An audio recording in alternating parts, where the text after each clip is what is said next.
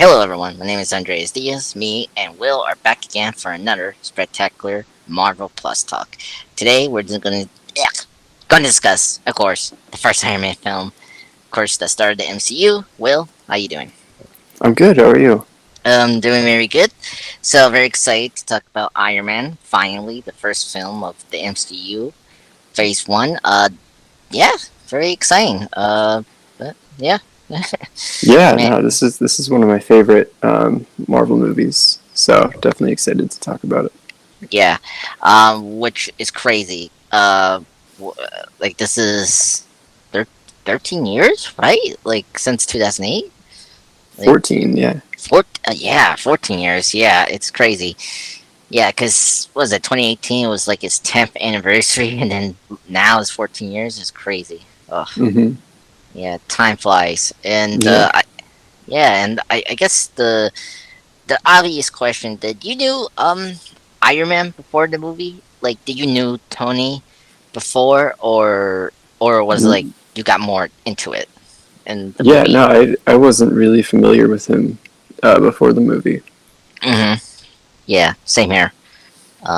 I mean, I guess not to color code it, but I mean, Iron Man is my favorite Marvel character, and he's like the one that got me into Marvel the hmm most. Just because he reminded me of Batman mostly. Yeah, Uh, you there are know, some similarities. Yeah, yeah. Of course, the billionaire playboy. I mean, persona is kind of like there, but I mean, after that, it kind of like dissolves a little bit because the difference is like Bruce is a little more like. I mean, both are obsessive, but like they're different in terms of being obsessed with something. Like Bruce is right. Yeah, obsessed buying the criminals in Gotham, and then Tony is like obsessed with improving life, which is intriguing. hmm So, and I think still today I still stand that I prefer the first Iron Man film as the best origin film over Batman Begins. I would say that this is my favorite origin story of any superhero film. So yeah, I, yeah. what I do you agree with think? that. I agree with that. Um, Yeah, yeah, I mean, this might be just like the best superhero movie for mm, me. Like I know that I don't put it first when we're like ranking our favorites, but I think those include my like subjective like feelings about things, and I'm like yeah, willing to like overlook certain flaws because I like really enjoy aspects of other films. But this one, like just as a movie and as like a story, feels very like complete, and there's like nothing in it that is like questionable to me. Everything feels like intentional, ironically, since a lot of it was improvised. But yes, it just feels like they really had a plan for this movie, and everything like worked the way they wanted it to. yeah, and then there was some that like they did not expect to work. Mm-hmm. Like I think the big one was the whole like Iron Man, like Robert Downey Jr.'s performance. Yeah, I Like mean, you know, yeah, I mean, like it's crazy to hear that it wasn't Marvel's first choice. It, it, I yeah, but I mean, just like, given Robert Downey Jr.'s like status at the time, yes, it makes perfect sense that he wasn't their first choice. But yeah, um, yeah. But I mean, yeah, it's crazy to just look upon Robert's career. Like of course I wasn't aware of his problems that occurred mhm. during the 90s and mid 2000s. But it just really did a good job of reflecting Iron Man as a character as well. Um, I think it. I think this is such a personal journey for Robert. Like it's almost it fit well where Iron Man is like this troubled man that is trying to redeem himself, and it's like Yeah, it's just so perfect with the first film's arc during this movie, which is incredible. Hmm. Um, but yeah, and then there's also, I mean, we'll discuss a little bit later, but also the idea of a shared universe, which is something they, were thinking, Hmm. but I think what's most important to like find the tone and balance of what the MCU should be, and I think this film helped establish that because one of the things I really appreciate about this film was like how comic book accurate the suits were, and like how they weren't like they made clever changes that was actually clever. Like Hmm. I before I read Iron Man comics and knowing the character more, like I didn't know Jarvis was a human first, but then in the movie, of course, they changed it into a AI, which I thought it was a good idea to change it that way. Yeah, I think it worked really well.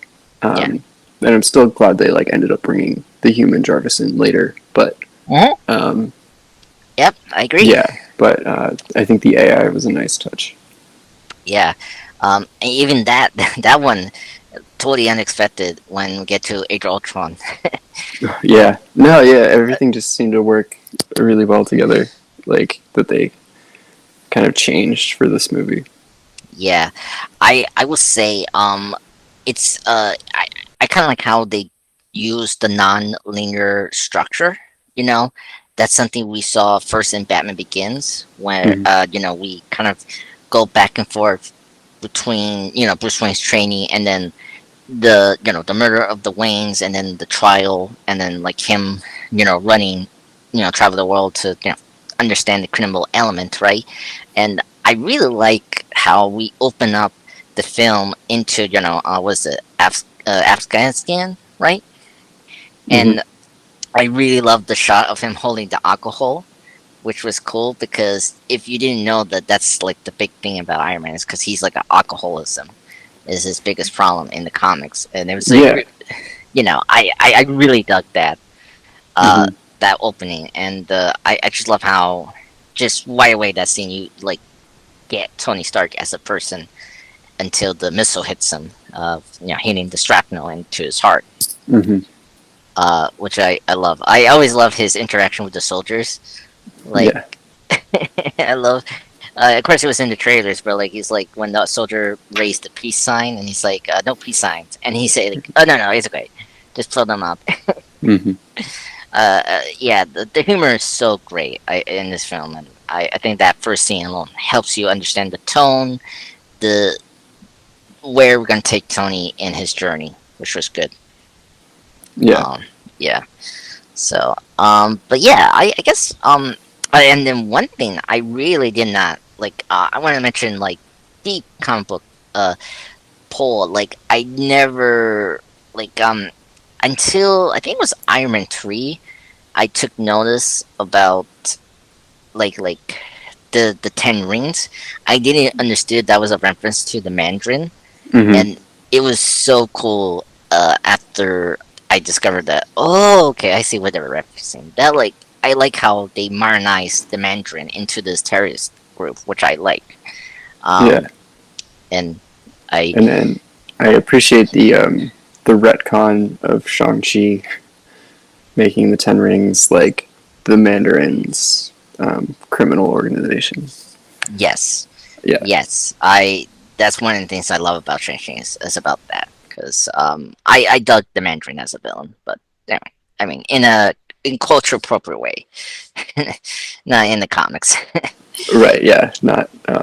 Yeah, you know what I mean? Yeah. Just as an Iron Man villain, but not like just just not this warmonger stereotypical, you know. Yeah. Yeah. Which it's interesting they went with the direction it did for this film. I don't know if you know the background of this film. Like the Mandarin was supposed to be the main villain for this film, um, and it was almost like halfway before production started, they kind of changed it into Obadiah Stane, and then it Hmm. seemed like he wasn't supposed to become the Ironmonger in this film. It was supposed to be a sequel setup, but Hmm. um, which when we get to Stain, I kind of wish they did do that because I just feel like I mean, there's criticism here and there in this film for me, but I will agree with everyone. The third act is the weakest of this film, because of the Ironmonger thing. But we'll get into that. But I mean, it's a better ending over the other MCU third acts because um, there's something about this works than some of the other ones, in my Hmm. opinion. Yeah. When I get into my thoughts on the third act. But let's get into the casting. I really enjoy every cast member. Let's Hmm. kind of get rid of this very quickly. I know the big topic is always Terrence Howard as Howard Hmm. Stark, and Or well, well, as James Rhodey, yeah, Rhodes. well, James Yeah, Rhodes. uh, not as Wait, Howard Stark. oh, I'm sorry. I knew yeah. I'm sorry. I meant James Rhodes. Yeah. Hmm. Terrence Howard's version of James Rhodes. I I thought he was okay. I didn't mind him. He never felt like I don't know. Like he felt very mean to Tony. Like when Tony was coming to him, it's like, oh, I'm working on a project, and he was trying to let his friend to help. Like he wanted him to help him with the Iron Man project, and then he just Hmm. like turns him off, and I was like, whoa, dude, what are you doing? Your friend is like came to you to talk to you, you know? Yeah, they're very adversarial, which is a little strange in this movie. Yeah, But yeah, um, like, but I don't know. I liked him. I th- oh, okay, I know I prefer Don Cheadle in the role, hmm, but um, yeah, I think Terrence Howard's fine. yeah, yeah. Weirdly, it's funny. There's always recurring themes about the MCU. Like recasting is like the major thing about the MCU. Like early on, they had recasting, which is funny to see. Yeah. Um, it's like let's be honest, like it's a recurring thing in movies. Like every time we get a new Bond film, it's like we get a new actor, or in this weird thing I seen, like I noticed from James Bond and then the Batman films, the '90s ones, they carry over the actors into their films, and so it's weird when it's like, wait, is this in the same continuity? And it's just Hmm. it gets kind of like, okay, I will accept that. Um, but I think Marvel does a good job of like paying that off, like okay, this is a new character, this is fine. So like they do a good job of when like, recasting has happened. So Hmm. which is good because sometimes it like, oh, this is new actor uh playing this character. But I will say you brought up like I think one of the problems with Terrence Howard is like you mentioned his like adversary to Tony. Like I Hmm. mean, it could have been an interesting direction, but you presented this as a friendship, Right. and why did you did the adversary way? Like I think it made more sense in Iron Man 2, but of course in Iron Man 2 it felt very juvenile and just like it's like it just didn't felt too serious. Uh, conversation. Um, but yeah, I felt like it was just really really odd, and I don't know, like he didn't feel gelled to the cast as well. Like Hmm. I don't know, Yeah, I like mean Terrence Howard's just a weird dude. So, oh dear, um, oh dear, so, and whereas Don Cheadle's very like down to earth and normal, and yes, so I think yeah, just like from like a cast member to cast member standpoint, it definitely makes sense they replaced him with Don Cheadle. yeah. He's like the weakest cast member out of the bunch for this first film for me. Hmm. Like Yeah. I mean he doesn't get much to do, and like I I don't know, like he never felt military man like John Teo was. Hmm. So I think he's the weakest part of this film. So yeah. And I mean, and just to wrap things up with James Rhodes, I think it was good that they did recast him because I think paying Robert that amount of money in the sequel made more sense because he's the The main lead. star. Yeah, the Yeah. lead, and and I I mean there could have been other ways to keep him around, but I don't know. I mean, unfortunately, the sequel was rushed, so I don't think there was a lot of options for them to keep him. hmm Yeah. But one thing I wanted to get into now, kind of get that over with. Like one of the reasons I really like Iron Man, why it's in my top superhero list, and Marvel is, you kind of mentioned like bias. I one of these I really appreciate about this was the character relationship in this movie.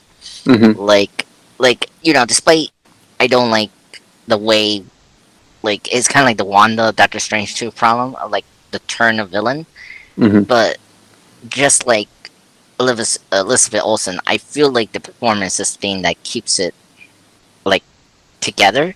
Like, hmm I think Jeff Bridges is probably the most underrated villain performance in the MCU, in my opinion. Yeah, he's so good here.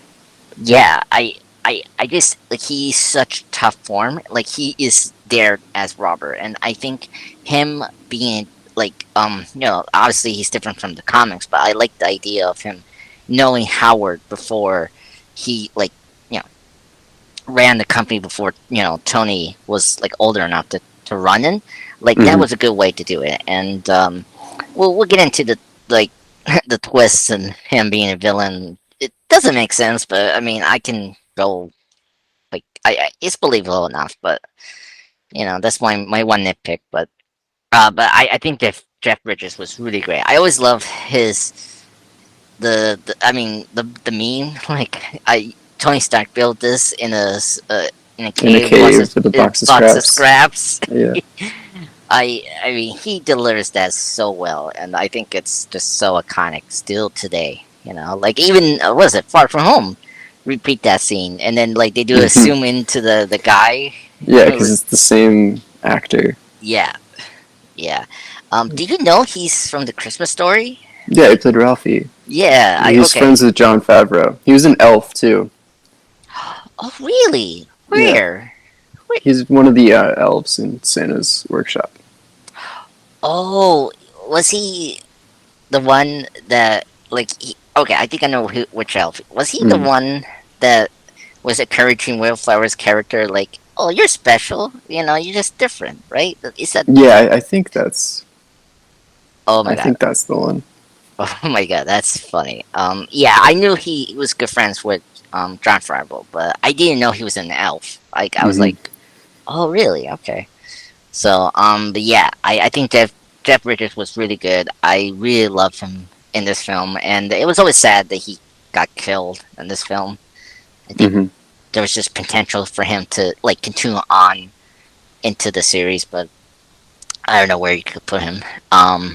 But I will say I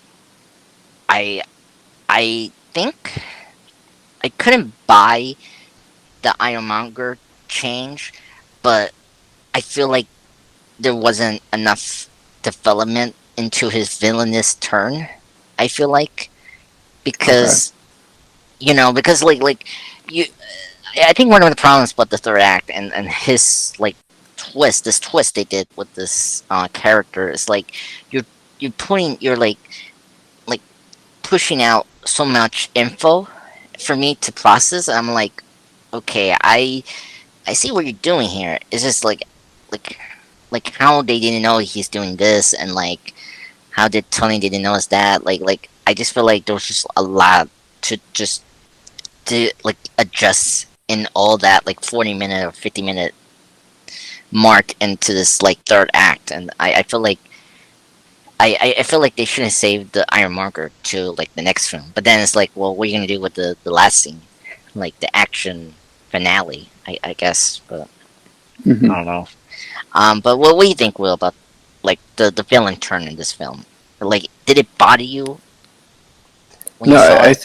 I think the like from a character standpoint, it makes a lot of sense. Like they do telegraph it pretty early on. Yeah, Um, yeah, like you see that he's like jealous of Tony's leadership in the company.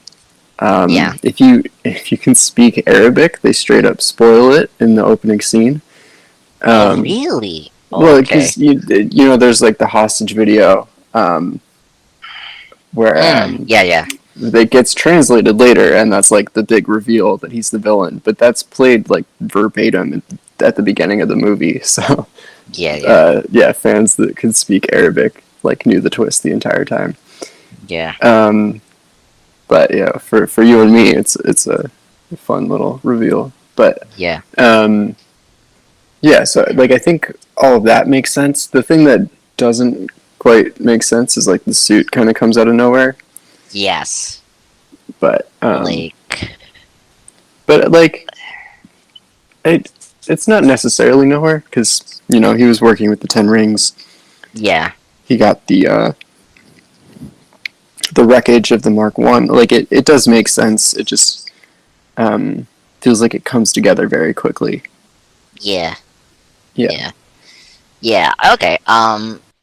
Yeah, it's just like like how like I guess like for me it was like the thing about these trilogy, like this Iron Man trilogy, is always funny when they say they cannot replicate the Iron Man suit.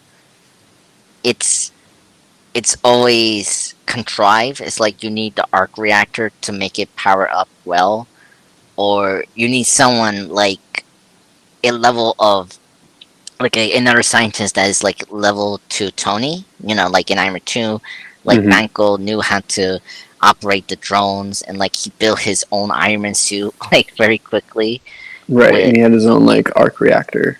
exactly, and it's that was always the thing I always kind of noticed. Well, really the first two, because in Iron Man 3 we went a different direction with the Mm-hmm. villains, especially with the extremists, and then of course the fake Mandarin. Like there was just a much more like okay, it's more about the was it like the mind or like the lucidity of smart people building these very technatural advanced ideas. Mm-hmm. With Tony with the Iron Man suit, and then Killigan with the extremist enhanced formula that he built.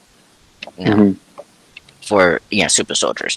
I didn't mind the iron marker here. I just wish the design was a little more creative.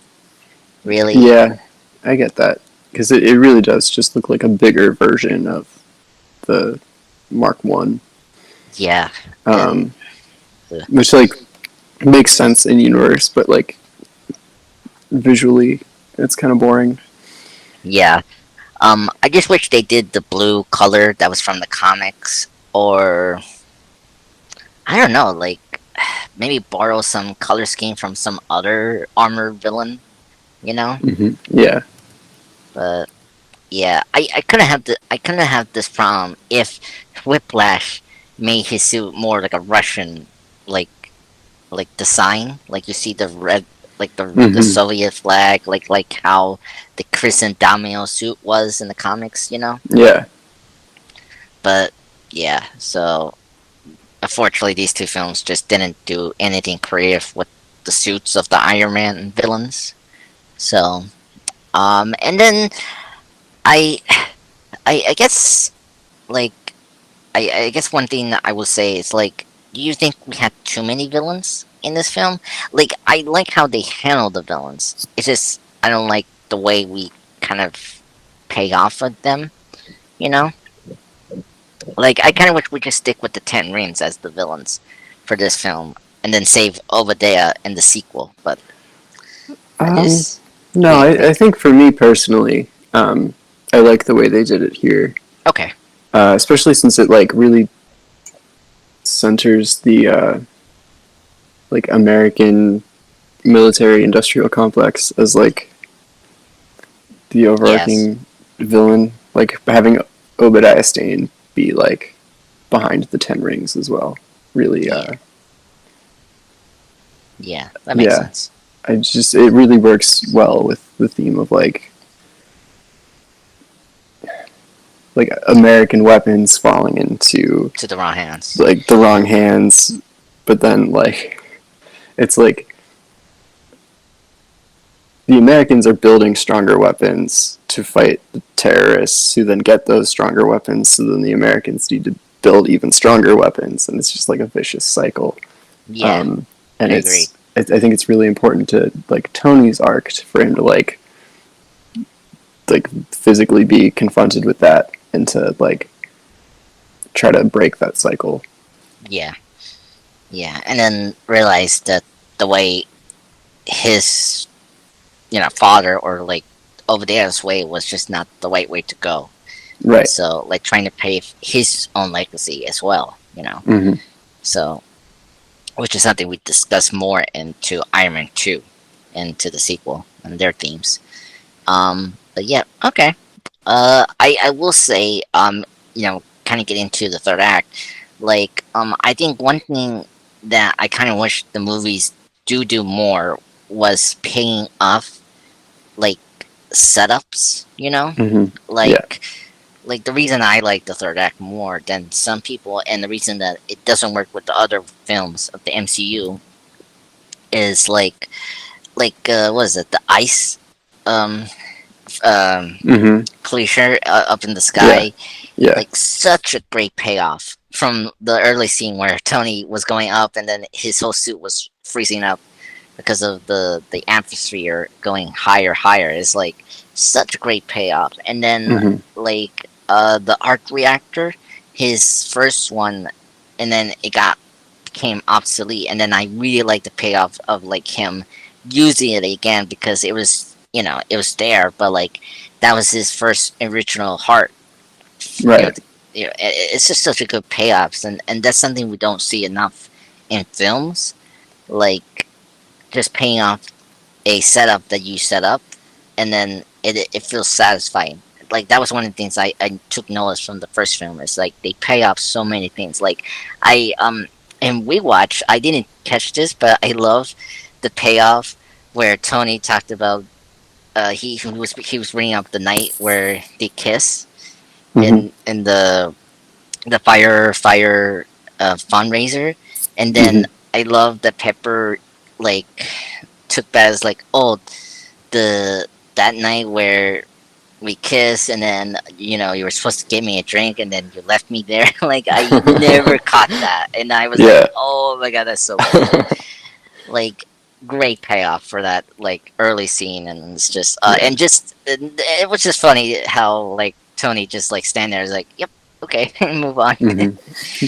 I never noticed that until like recently, so it Yeah. was like cool. Yeah. So The that the storytelling in this movie is just a lot tighter than in yeah, later Marvel movies. Um, and I yeah, think part of that's just because like the movie's meant to be standalone. Like yeah, I feel like Marvel in later movies, they know that they can follow up on something later, so they get kind of lazy about like calling it back, like by the end of the yeah, movie. So they set things up and then like leave them for a decade. Um, yeah. I yeah. The worst for me for that one is definitely, well, this is before we got Shang-Chi. It was definitely the Ten Rings. mm-hmm. Like I I I like Iron Man 3 more, and it's still my number 10 favorite MCU film. But it was this like it was a very satisfied thing, not knowing the person that took Tony kidnapped, and Right. then we just had a fake Mandarin. Like it was so dissatisfying. And then I like how Shang-Chi fixed that. And Yeah. but Yeah, it was exciting when the trailer came out for that movie because you were like, oh, they're gonna like loop it back into the beginning of the franchise, like the yeah, first movie in the trilogy, and it's gonna make like a neat little bow yep. on Iron Man's story, and then nope. Nope. No, and it was just so like it was just so funny because they made such a big deal. Like in Iron Man 2, the guy that gave Ivan's passport was like a Ten Rings member. I'm like, Mm-hmm. okay, like why is that so important? Like it was just so this oh my god, I cannot speak today. Dissatisfying thing. Like it was the worst one for me is the Doctor Strange one with Mordo. uh, his his quest of killing sorcerers, But then in the sequel, Doctor Strange 2, say he is just fighting Doctor Strange, like he's after Doctor Strange. And we didn't see all that in the last 6 years. And it's like, okay, you dropped the ball for this one. Hmm. For me, it's not like they pick up these things. It's like they leave it, but they don't pay it off. Like certain ones are not paid off because they didn't think through with the thing, you know. Hmm.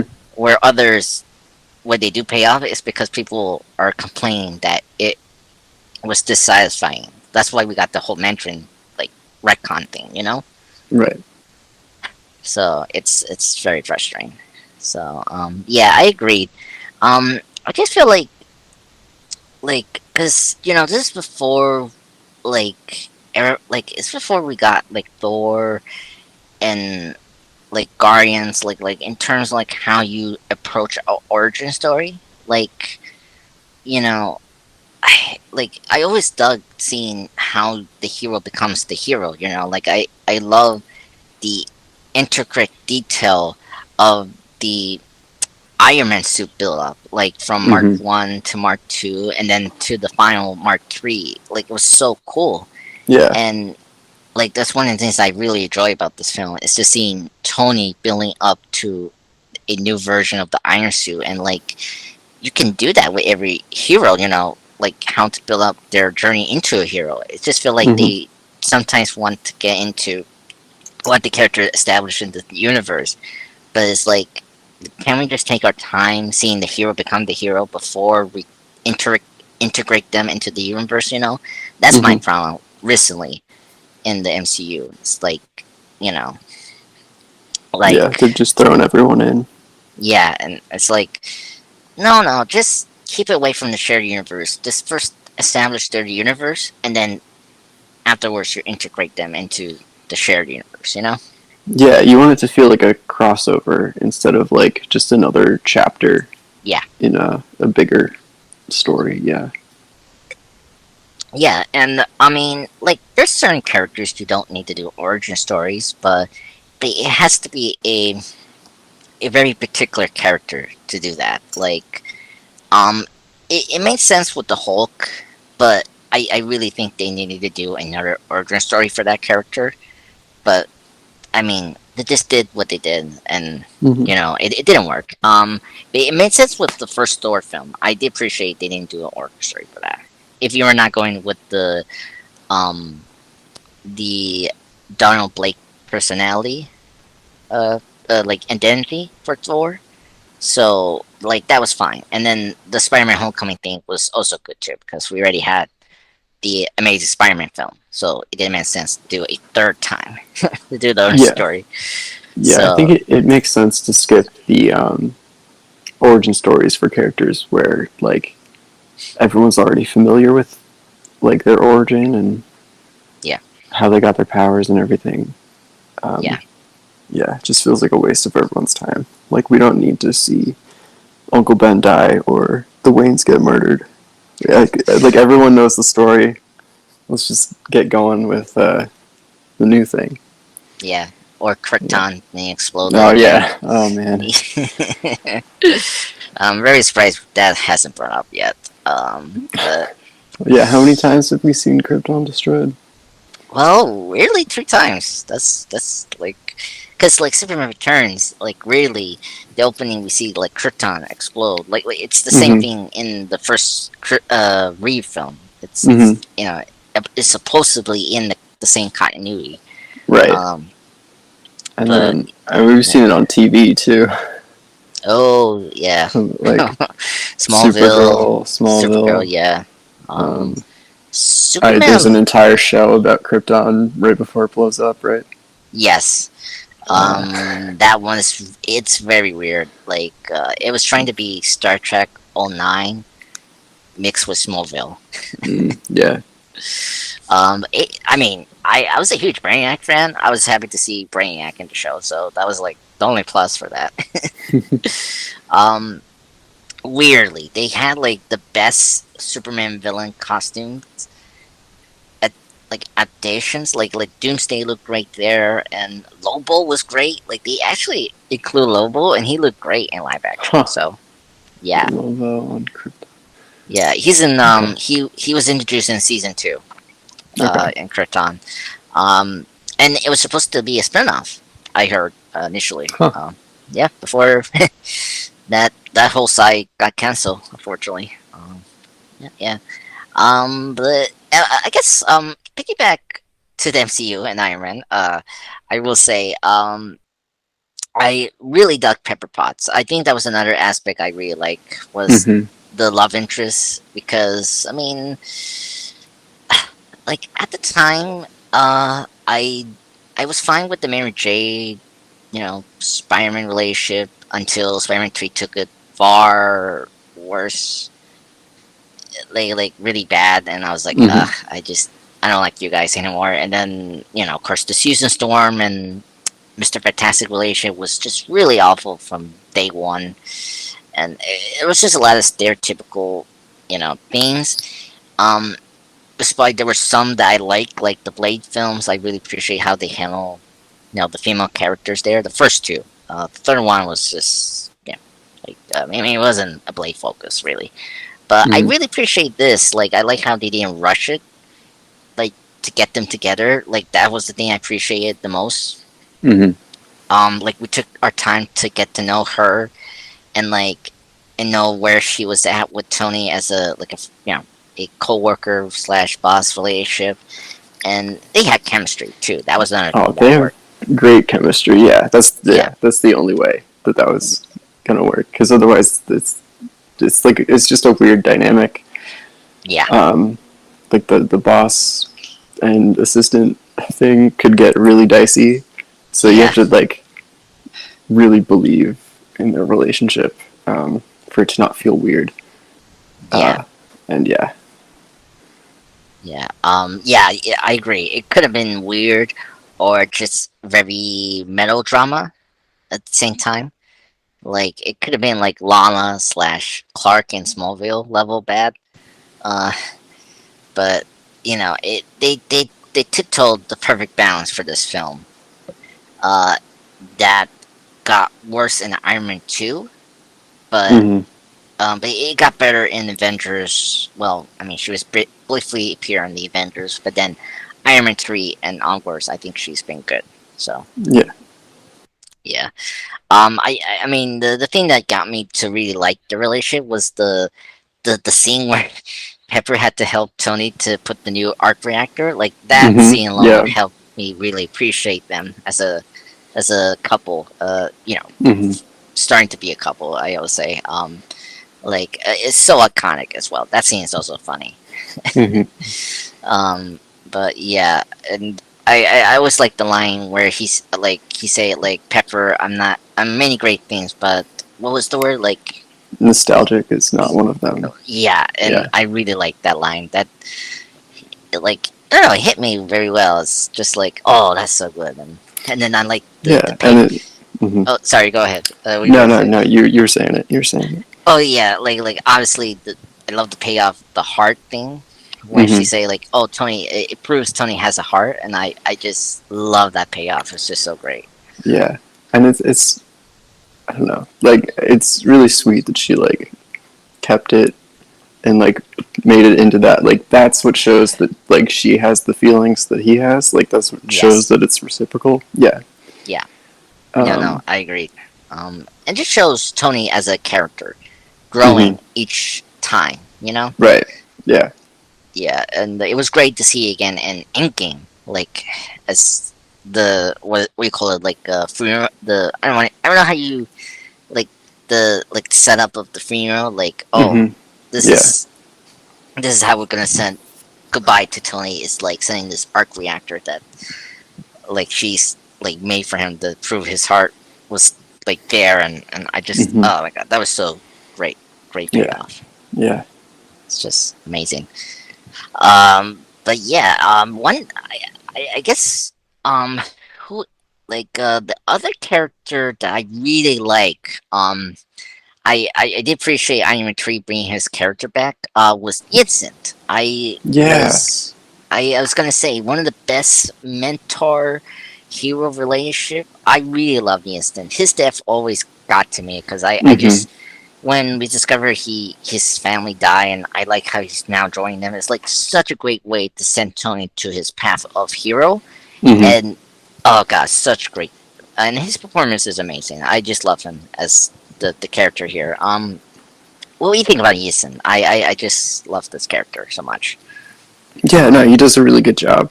Um, and I don't know, I like that he's like kind of a bridge between Tony's old life and his like new life as Iron Man because he like had met him before at a party, but Yes.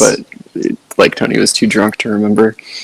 Yeah. Um, Was he that drunk in Iron 3? Like, I I don't wanted. think so, but Yeah. yeah, Yeah. Yeah. Like, it was always funny to see that. That was one of the neat things looking back at Iron 3. It's like, oh, they like brought that back mm-hmm. to what the first Iron Man addressed, and it's like, cool. And just seeing that is like, I mean, that scene shows how Iron Man, like Tony was back then, like very like egocentric kind of person and Mm-hmm. just caring about him and not everyone else around him. So it just really kept that very well. Um, but yeah, I will say like this and what is it? Imskin from First Adventure. Those two were really great mentors in this MCU. Yeah, Um, First Adventure definitely has a very good paleo like similarity to the first Iron Man film, but differently, mm-hmm. And Yeah, yeah. Those I two characters are incredibly similar. yeah, um, yes, very similar. And I like how they point out the heart, which is always cool. Like like of course, Imp point out the heart, and then of course, Jensen creates this new heart for Tony, and it's this very interesting parallels between those two. Um, Yeah. yeah, yeah. So yeah, I just great. I'm trying to figure out what's the funniest moment for Jensen. Like I don't know. Just so many great things about Jensen. I'm trying to figure out who else we have to mention in terms of characters. I mean, we got um, Happy and Coulson. Oh yes, yes, Coulson.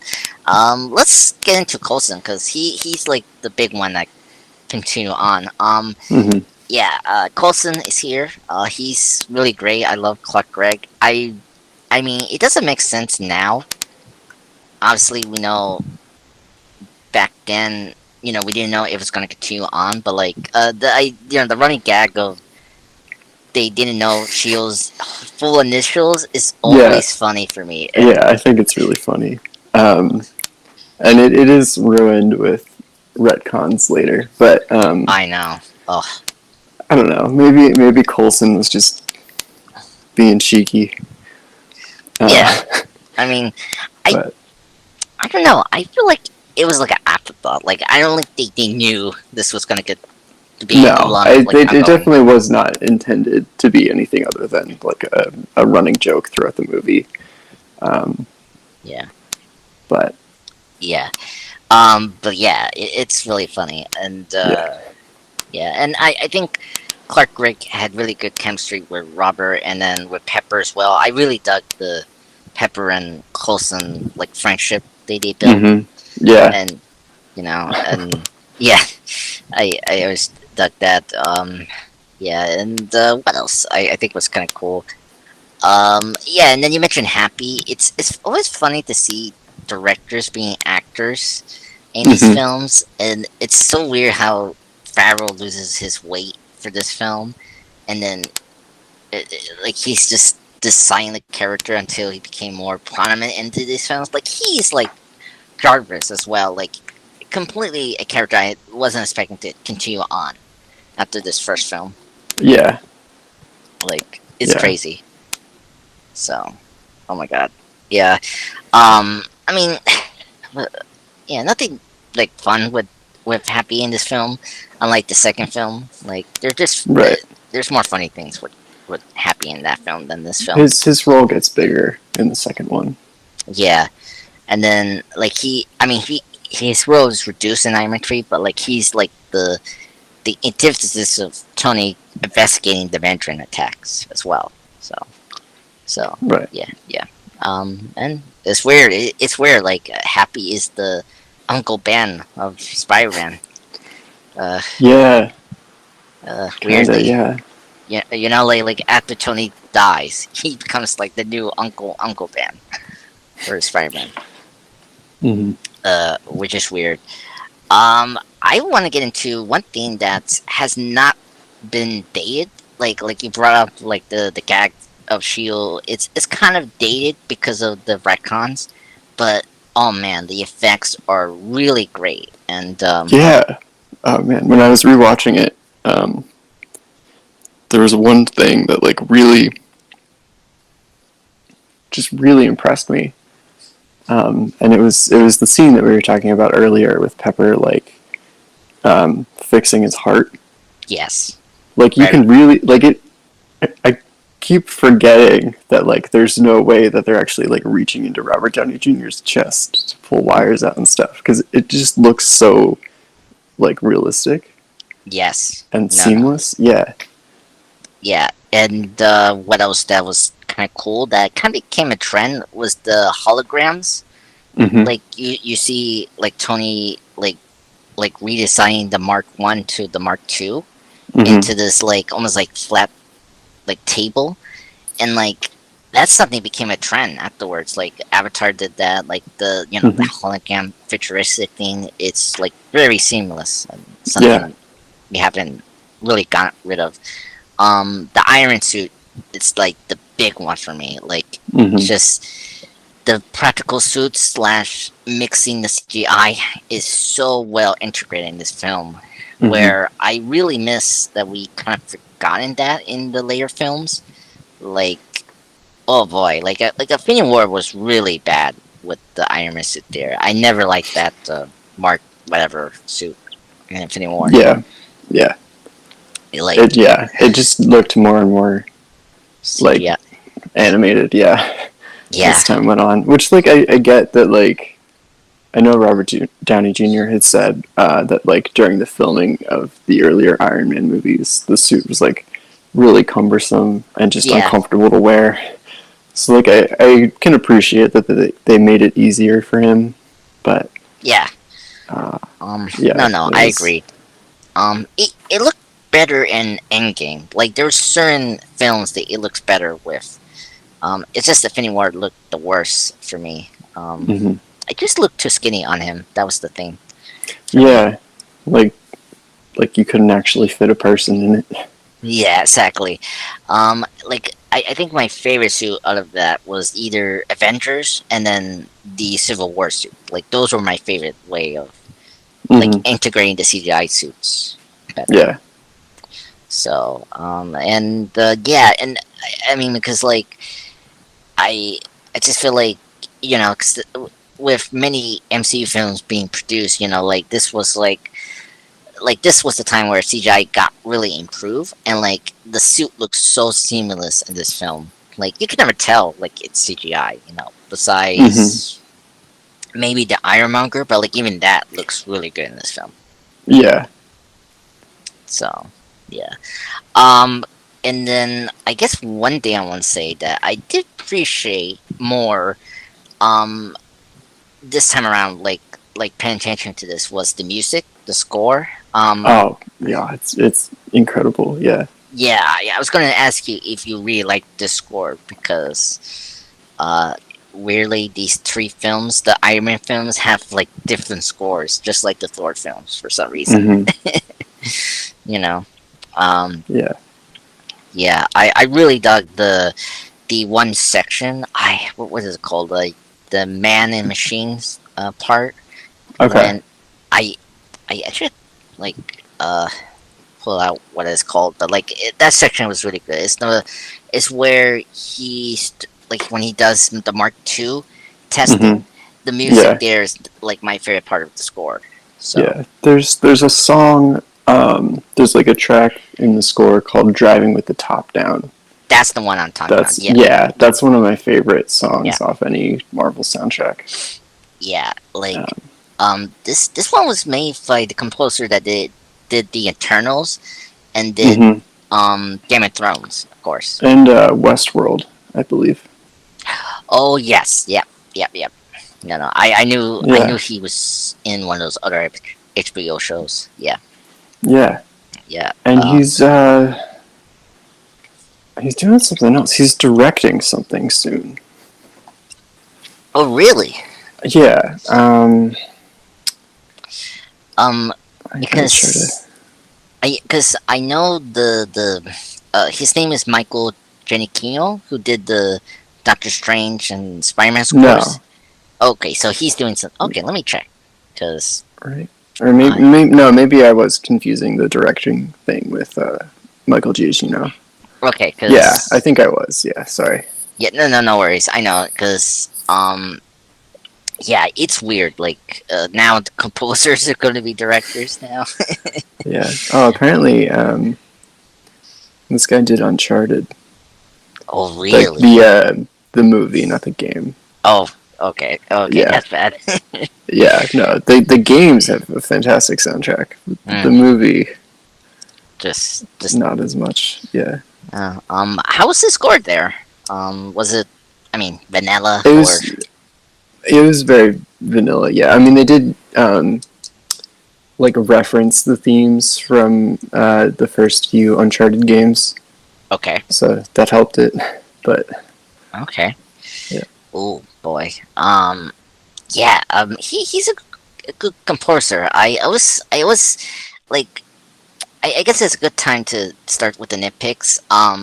I mean, it's not good when these films starts doing the trends that's kind of plagued the whole series. And I mean, this I mean, I mean, this really starts the forgettable music in these films. Like or like it starts this trend where they cannot pick, like they cannot continue off with this one score. They hmm some reason is they needed to get a new score for these films for some reason. I don't know why. You know. And hmm then the worst part is the was it the beam sky thing. oh yeah, You know, like I the thought the event. Skybeam. Yeah, the sky beam. You know, I thought the Avengers started it, but then looking back at the first Iron Man film, I was like, it kind of started there, then kind of built Yeah, outwards. it's a little different here because it's not like Yeah, yeah, it's different. it's like a one off. It's not like a constant beam with like some kind of army around it. Yeah. Um. But Yeah. I blame the Transformers films because they did that first, and then the Avengers took that, and then it's like it just yeah, kept. it's been a trend for a while. Yeah. Oh God. Um, Yeah, and I guess the other thing that I mean, it's not like a criticism, but I mean, the humor is something that's been very attractive with the MCU, and I will say I enjoyed this humor hmm compared to some of the Wheaton like wisecrack Yeah, jokes. yeah, I will say, because at least it doesn't make a joke like like I'm fine with the joke of like Iron Man is Tony's bodyguard, like that I like that is like very goofy, and you can make a joke about that. Like I don't need jokes about the costumes or or whatever. yeah. It never goes like overboard with the humor. Everything feels very like Yeah, um, natural and like fitting with the world and the characters that the movie like is exhibiting. yeah, Whereas like later Marvel movies, yeah, it feels like they're writing jokes because like some audience test told them they need a laugh there. Like, yeah, yeah, yeah. um, Oh boy.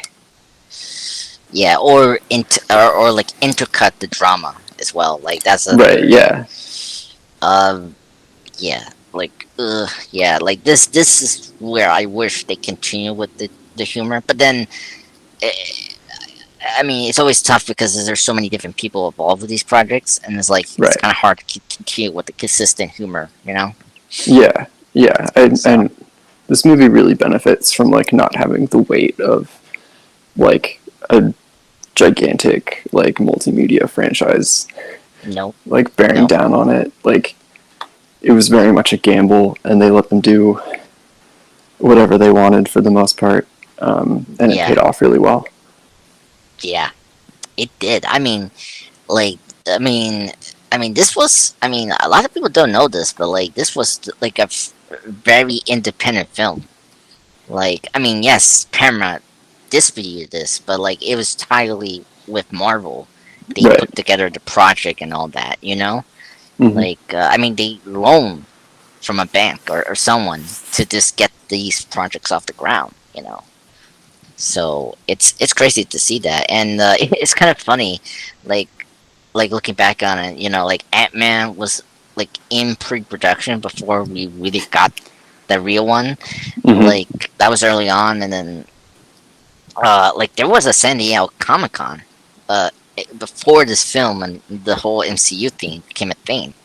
Like Mm-hmm. Feige did that. Like he announced like the projects that was Yeah. initially in Phase One. Like, did you seen those before?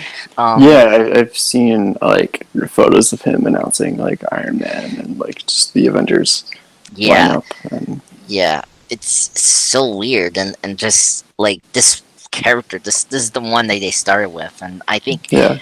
I will say it was a good start because he's just a way easier character to accept, and Mm-hmm. like he was just a more acceptable character to start with before we get into more of the fantastical comic book Marvel things that you know with Thor and Captain America.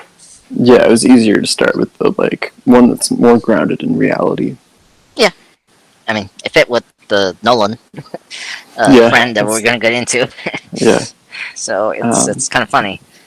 Um, but you know, yeah. the I mean, Billionaires, it's interesting that like they were making these movies with the characters that they had left, like yes, because they had sold the film rights off to their more successful characters, yeah, yeah, and they really did a good job in like turning the B, C, or D list characters into like A the list, most recognized characters in the world. Yeah. yeah.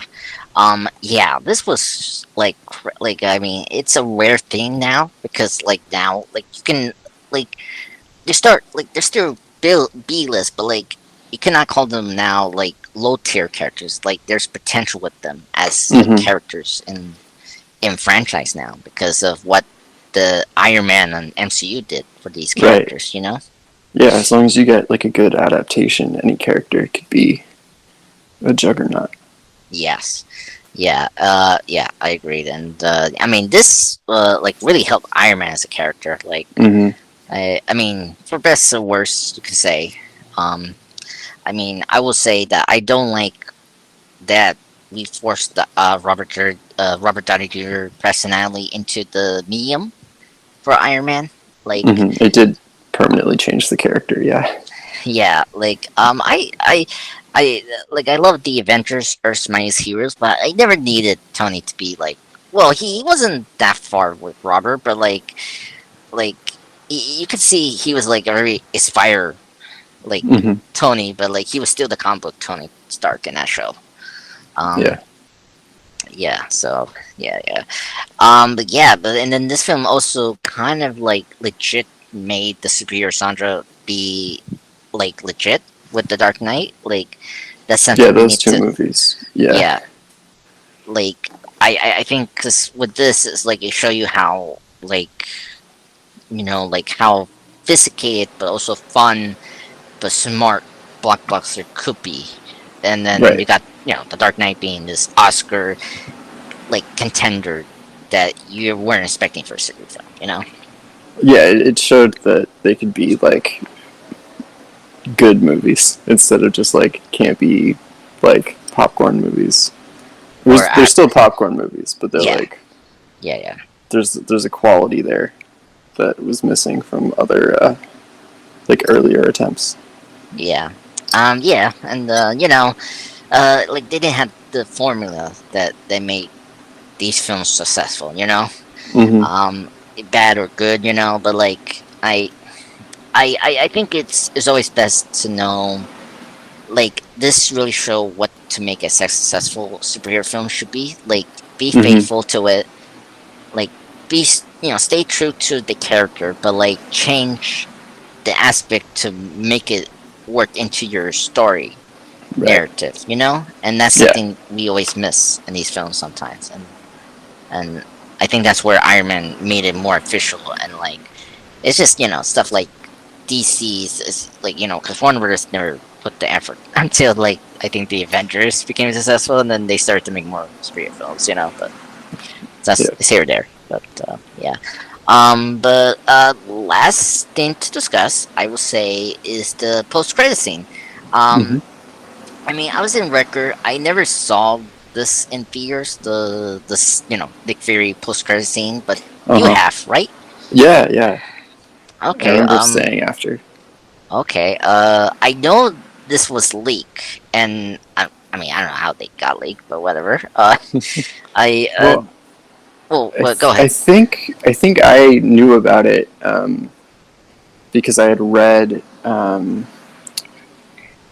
there was like an article in Rolling Stone about the movie, Oh, okay. and it was like stay till after the credits because Samuel L. Jackson's gonna show up. Oh, Uh, really? They just say that? they might not have actually said like what happened, but they definitely said like stay after the credits. Okay. Um, so Yeah. Um. I mean, it's kind of funny because the post-credit scene is not new. Like, it's been there before. it's been around for a while, yeah. Yeah, and then it's just that this series made it more popular. Right, because it made it like it made like it had information that you needed for like sequels, Yeah. Yeah. and it got you excited about crossovers and stuff. Yeah. I think it's funny. I don't know. I don't know. You have this like the most funniest post-credit scene that you discover. Like, we should make a list of that. Like, I did not know that X-Men 3 had like a post-credit scene Hmm. where we got like Metaggart, treating this like Comatose body, and then somehow Xavier transfers his mind into that body, and like you're Yeah. never gonna get a payoff for that at all in the Nope. series. Nope. Nope. Oh my Uh, god. Oh god. Oh god. It's so funny. And then like Master of the Universe. I don't know. You seen that movie, but no. like Skeletor comes up and he's like, "I'm I'm coming back" or something like that. It's so funny. Oh god. Yeah. Yeah. Um, Oh man. Those parts yeah. amazing. This is Ferris Bueller's Day Off is like the best one though. Oh yeah. Oh my god. Yeah. And I Yeah. just love Deadpool. Like, I love Oh, Deadpool good. Hmm. copy it. He's like, "Oh, what you still doing here?" And then he just continues blabber about the sequel, and it's like, "Oh, Cable's gonna be this." Just such a perfect way to end it. It's just, oh Hmm. god. Oh god, I love that. That post credit scene is funny, and then the time travel post credit scene of Deadpool 2, it's Hmm. just classic. Love it. uh, of him retconning X-Men Origins Wolverine. Oh my god. Oh god, it's so funny. Yeah, one day we need to do like a top 10 favorite post credit scenes. Like, Sure. Yeah. I mean, there's so many now. It's like it's funny. I don't know if I will put this as my favorite. It's because it's like, oh, we're building into a universe, and I mean, like, okay, but I don't know. Yeah. It's like I don't know because it was the first like it was exciting at the time, but now since we're like used to this kind of thing, Yeah, it's not as it doesn't feel as important. yeah, Yeah, yeah. but Yeah, it's just crazy. Yeah, I think it's totally crazy. Yeah, excuse me. But no, last thing I want to discuss is, did you seen the alternate take of this post credit scene? no, I haven't. Okay, so it was when Endgame came out, Hmm. before COVID and all that. Like, Kevin, like, I think spilled like a special edition of, there was like an alternate take of this post credit scene Mm-hmm. where instead of Jackson Fury saying, "Oh, you're in a you're in a world full of superheroes," instead of that line, he say like, "Oh, you're not in a world where like there was crawling man and mutants." Like they mention Spider-Man and the X-Men in this post-credit scene, but they Huh. change it. So So so originally they were planning on crossing over with the Fox and Sony films. I mean, I it kind of fits, especially because we know in the Avengers. I kind of forgot we didn't mention this in the podcast, but it was just minor, really, because Mm-hmm. the Amazing Spider-Man, Right. They were us, gonna. Yeah. you know what I mean? Like, Yeah, they were gonna have Oscorp Tower in the New York skyline, yeah, but yeah, they like scrapped that at the last second. yeah. For like timing, they reportedly say that they kind of because the timing was just not right or Mm-hmm. something like that. But yeah, so it wasn't like it was just kind of like they wanted to, but then it's just like, well, how like illegally could Marvel Studios cross over those people because they are never different studios and you know Right. but it's just in like paleo universe like what could happen if they actually allowed to do that, you know, but Mm-hmm. I don't know. um Yeah. but What if the first Avengers movie was like the Avengers teaming up with like Wolverine and Spider Man? oh my god. uh oh boy, I I personally don't want that. Oh, I don't I either. I'm I mean, fine with what we got, but it yeah, would yeah, be like an interesting parallel universe where yeah, they were allowed to cross over. yeah. I think the Spider-Man one I maybe want the most because I feel like the comics never justified it right, and then I think Marvel Studios couldn't maybe justify that. But I'm just saying because I want Andrew Garfield to be in that universe. But Yeah, I really hope they bring him back again. yeah, I'm sure they won't, no, but I oh, I missed him so much. yeah. Oh my god! Like the only reason I like No Way Home is because of him, and then and just the Electro, and that's it. I'm sorry. I just thought those characters. Oh, it's because they pay off things that was potentially good in the sequel, but Hmm. they didn't do it right. And then this movie they did, and No Way Home. Yeah, yeah. No Way Home really fixed like everything wrong with the earlier Spider-Man movies. Yeah, yeah. But yeah. So, I guess is there anything else to say about Iron Man? I think we covered everything. I think. Yeah, I think so. Just Yeah. I mean, it's a great film. I mean, it's mhm. still enjoyable. It's like, I mean, there's minor here and there, like the jokes, and the Playboy, like scenes where Tony, you see the pole dance, and then him having um sex with the reporter. I don't know Mhm. her name, top of my head. Christine Everhart. Yes, thank you. Yeah, and I know. It never bothers me because he's a playboy, and Right. you know, It's a character thing. Like you know, he's kind of a yeah. misogynist jerk. Yeah. Yeah, Like yeah.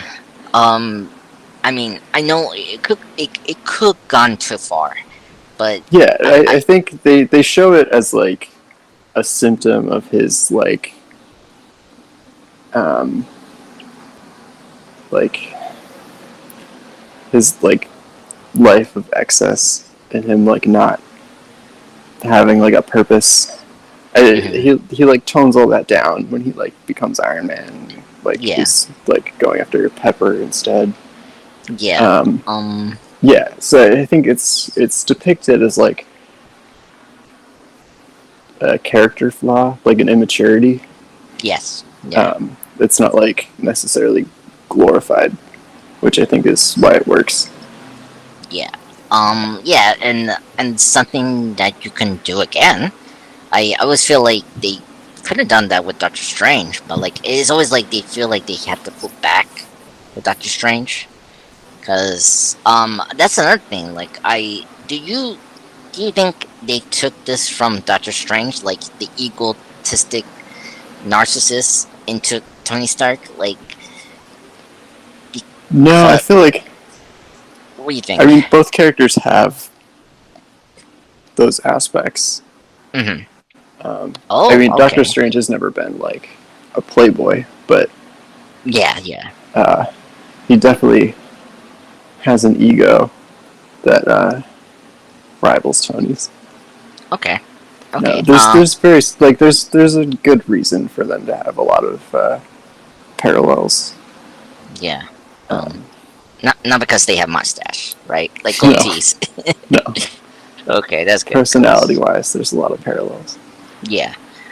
Yeah, and this is different from the comics as well. Like Tony is a playboy, you know, like that, but like he's never like egotistic in the comics or even the animation shows that I seen with him. It was more like a new thing they added into this film, like to make it more like believable to the arc that he's going for this film. You Hmm. know, Yeah.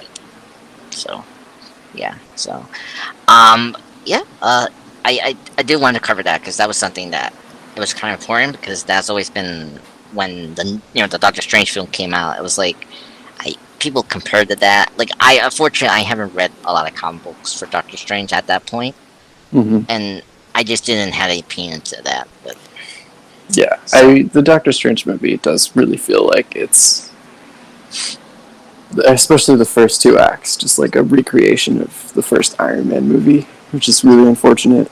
Um, yeah, yeah, but the characters have a lot of like similar story beats to go through. yeah, I'm not super thrilled with. We've talked about Doctor Strange before. Um, yeah. yeah, But but I mean, it worked in Captain America. I will yeah, say. I mean, like they could have done very unique things. It just I feel like there was just a lot of overthinking in Doctor Strange, the film hmm, in general. yeah, It didn't feel like there was. I mean, there were passion about it, but like it, I feel like the direction was wrong for that film. yeah. It felt confused. Yeah, exactly.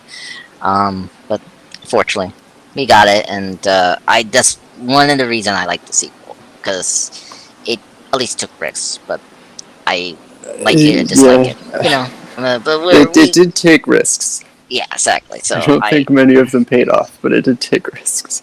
oh boy, yeah, I agree. I mean, I agreed. Yeah, I Yeah, did appreciate that they tried to do things a little differently. That was the novelty was appreciated. but yeah, but I mean, it's crazy. 14 years, uh, 28 films so far, and no film has like caught the cultural impact of Iron Man. Like, I mean, there's a few that I would did it. say I would say the Avengers, Yeah. but that's about it. Yeah, Well, Guardians, I feel like that was the almost. Yeah, yeah, it was almost. almost there. I feel like Iron Man and the Avengers are the only two that like Yeah, really had like a deep impact, and like the other Avengers movies. yeah. The But third one and fourth, I think, did it like hmm, close, and Black Panther as well. I think that yes, was of course, yeah. yeah, like I think that one did the closest for me. Hmm. Um, and you mentioned tightly, like tightly written and Hmm. structure. For me, Yeah.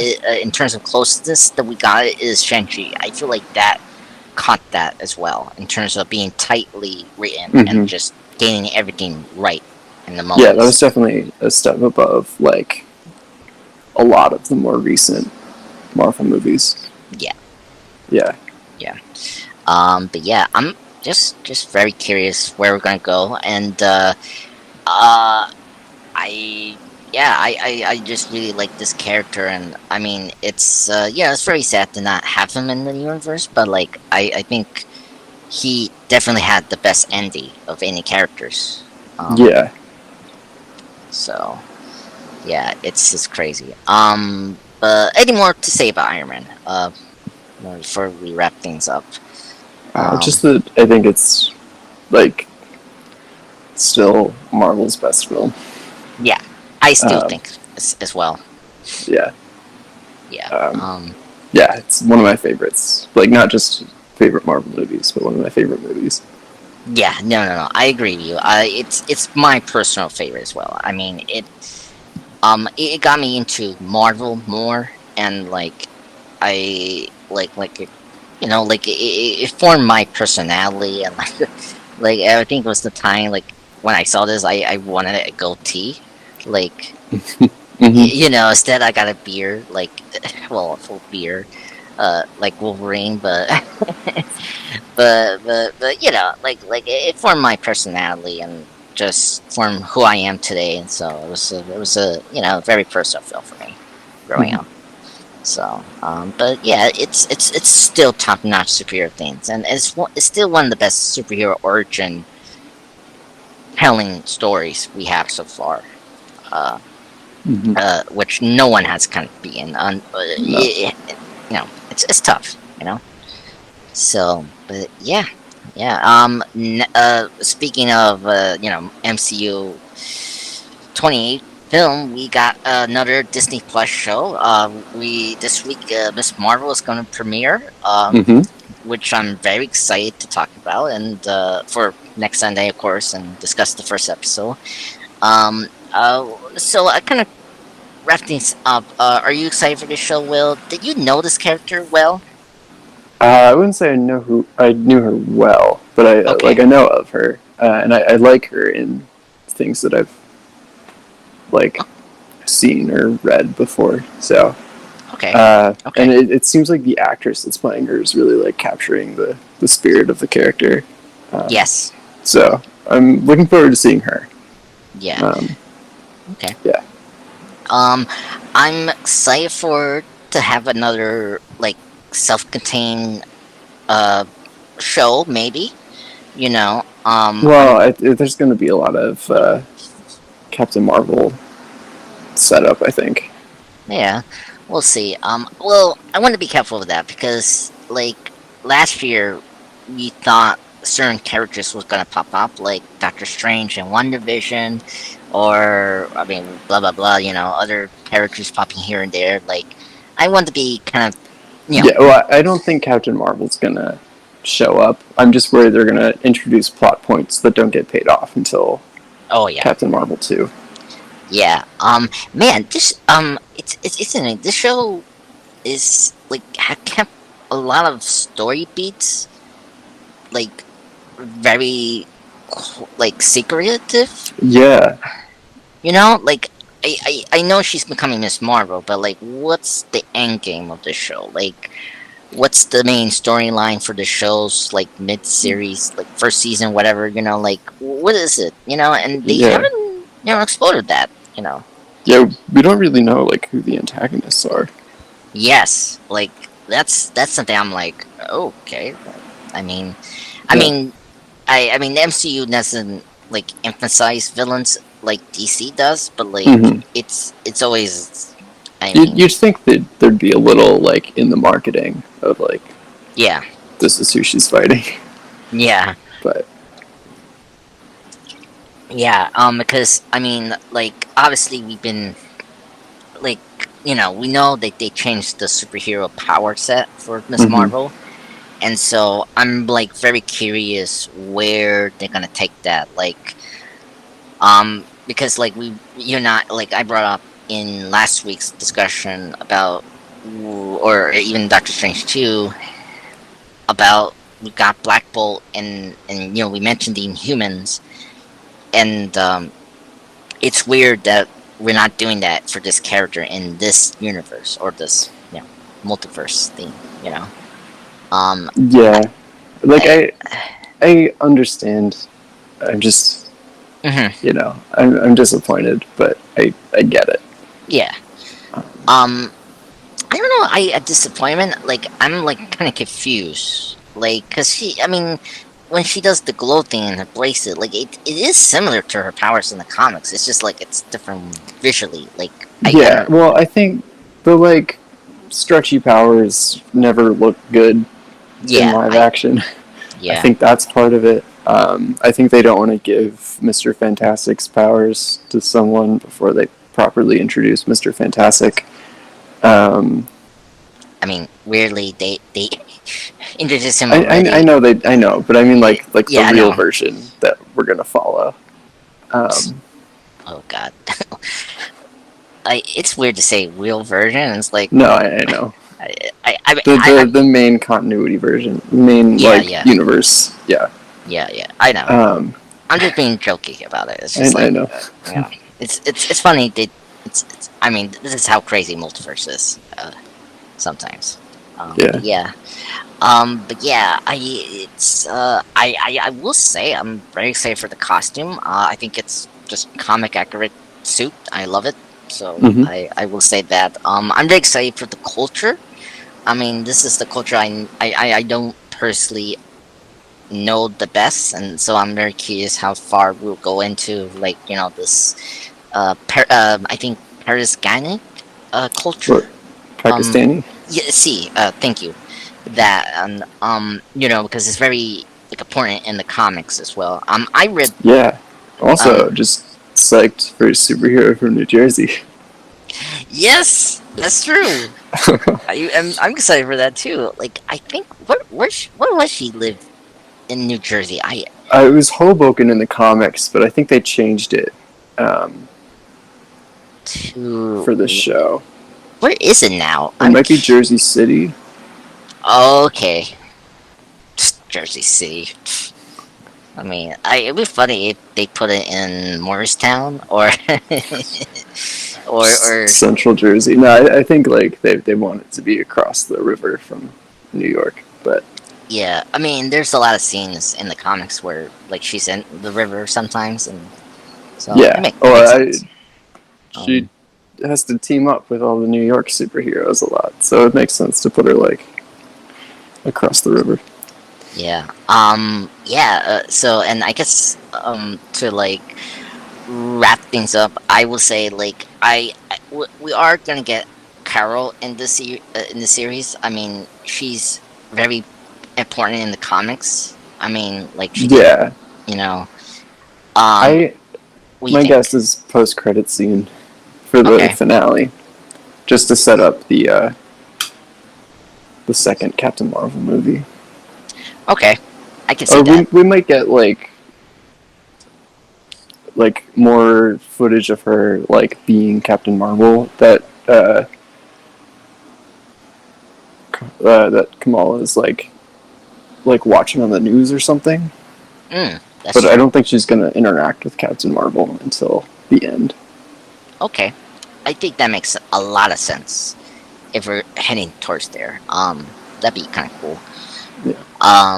I mean, if we are gonna set up the, like, secret invasion or whatever the Marvels is gonna be, like, I can see this show doing that, and, like, that's why they being very like, secretive about Mm-hmm. the plot and antagonists and all that. Yeah. Like, it could be that. If not, Yeah. then I'm curious why they've been very secretive about it. But Yeah.